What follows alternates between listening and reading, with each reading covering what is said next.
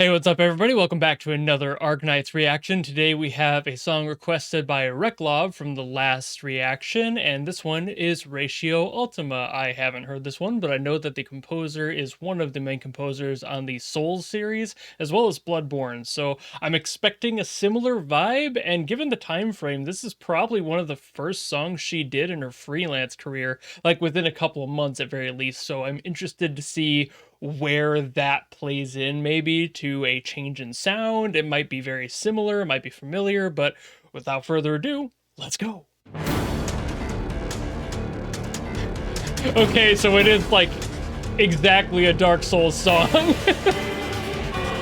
That's a Dark Souls boss right there. Maybe not enough time.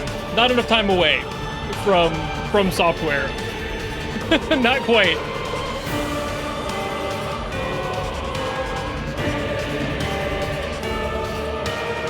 I'm not complaining, for the record. Just has a lot of those familiar characteristics. Ooh.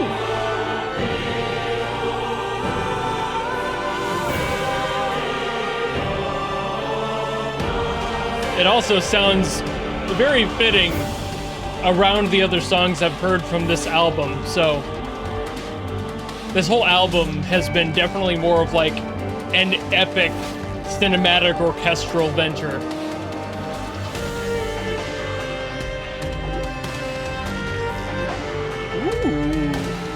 Ooh, digging that.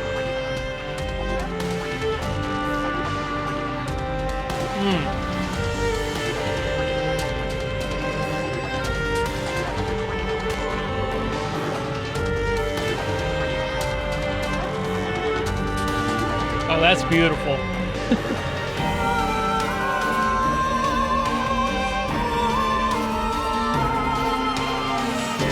If I'm not mistaken, I believe that this composer does play the violin.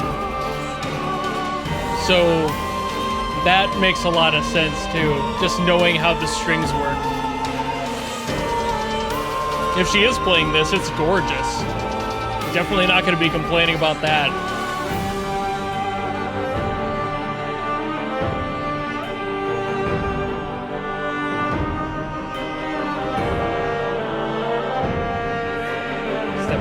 Yep. I'm just feeling it out. Don't mind me.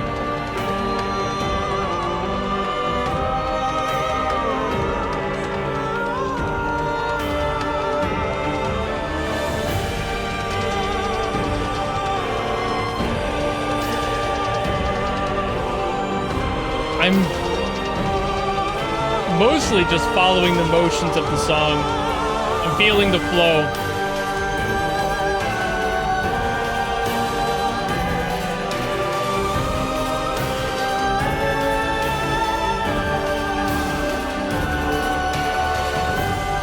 Lots of resolution. Nothing is really floating unanswered in the music. I appreciate that a lot.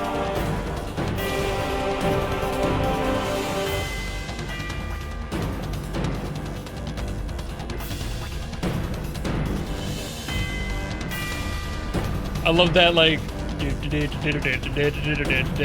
just that bounce is so Dark Souls.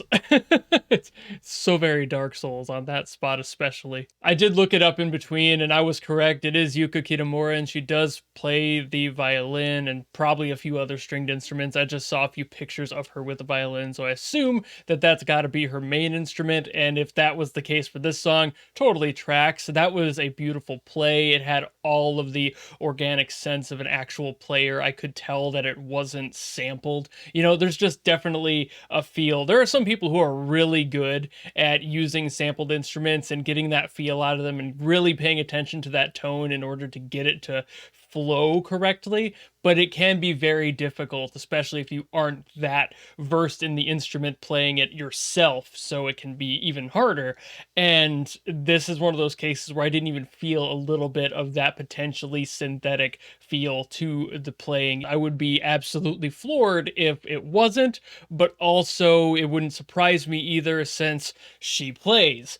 So, you know, she's obviously very familiar with how to make it sound right if that's the case. I'm pretty sure this song is in G minor. That would be a really good key to get this feel out of. I plucked around on it, tried to figure out exactly what key it was, and I'm pretty sure it's G minor. If not, it might be something adjacent to it, like a parallel, but it's at the same time definitely the minor key. It has all the traits of a minor key. A lot of those half step downs, especially, those were the resolutions I was referring to when I mentioned those in the reaction. That's that sort of thing where it just takes a note, drops it down once, and it ends out that whole chord, and it makes the whole piece just feel like it hit a note of like the end of the phrase was said. There's a period at the end of the sentence. That's what a resolution is in music to me. That's how I kind of perceive it. When something resolves, a question that was posed earlier in the passage has been answered. That's a resolution. So when I heard all of these, and all of them were like half step downs, like da, da, like that sort of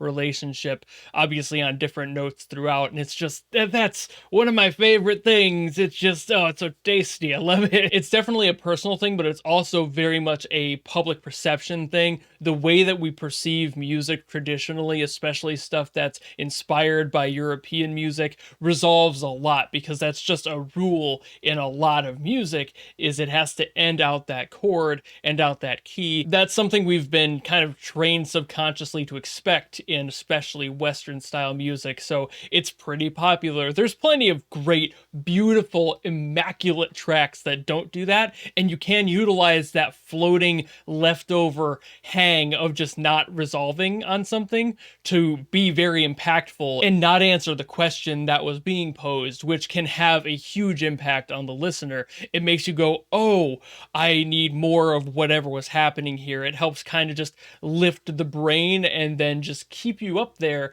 in a suspense. And if you don't resolve by the end of the song, then you're just left on that. And it can be a little frustrating, especially if you're used to resolutions.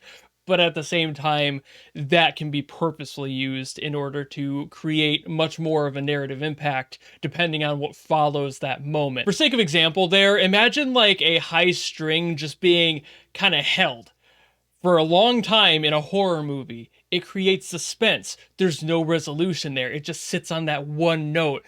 And you don't really get a resolution until the release happens of a jump scare or something like that. It's the same principle, just applied visually. So if you can apply that to music, that's what a resolution is. If you don't get the jump scare, then you're sitting here like, where was all that tension being built for? Why am I not being answered the question I was given? Hello? Like, it can be confusing and sometimes even frustrating. Like, more modern styles of horror movies have decided to take that and then hold that out, do a fake jump scare, and then resolve it with an actual jump scare a moment later, just kind of adding a little extra tension on that moment to hopefully get a more exaggerated reaction out of the viewer or listener. And in the case of music, that can be used very similarly by holding something off, not answering it, but then after a major turn in the story or a cutscene maybe, which answers and resolves that moment, then it will resolve back to a different song that's able to kind of root you back to square one again. It can be a very fine line to walk on, but this song, like I said, does exactly the opposite. It answers everything it poses. It doesn't sit there and hang on too much. It does float up there. The vocals kind of hold the suspense above us a little bit, but it's more of like a floating kind of thought more than it is a question. And the resolution still happens, so you always get that answered. It's very interesting when you get down to like the psychology of music and how our brains react to these sorts of things. And although I personally much prefer having that answer in the song and having that resolution happen, having those floating moments of just like, oh no, what's going to happen are very narratively important. And while they may frustrate me and my ear, I understand why they happen, and I understand where the song is trying to take itself by not answering those. Being open to this sort of psychology with music is one of the most important things you can do for yourself as a listener to music. Just be ready for those sorts of things, be aware of them, and just think about them while you're listening. It elevates that interesting experience from just, oh, this is a beautiful song, to, oh, I see what they're trying to accomplish here with this moment. And that's the whole reason I make this channel and do these videos, is because I love analyzing those little psychological blips and just going, why does this happen? Why does this moment matter so much, etc.? Why did they make this choice, and what could they have changed in order to make it maybe more or less impactful? That's my whole thing here. So I love this song, and I love that, of course, of all things, a song that's made by somebody who worked on an amazing series with great music that always had tension, but always needed to resolve that by beating a boss, knows exactly how to balance that relationship throughout an entire track. And albeit this song was like 3.5 minutes, it felt like both longer and shorter. I wanted more of it, but I was also satisfied by the end because I had so many of those floating questions answered. I'm yapping a lot on this one, but I just wanted to share these nerdy thoughts with all of you. I'll stop yapping there and leave it as it is. There was another song in the same comment of this one that was called Succession, but that one was about the same length, and I didn't want to double up on 2 songs that were that long. So if you guys want me to get to that one, let me know, or if you have any other songs you want me to get to from Arknights or anything else, drop them in the comments as always, and I will do my best to get to them. And of course, otherwise, if you like this video and you want to follow me and support me for more in the future, you know how to do all that, and I will see all of you in the next video. Goodbye!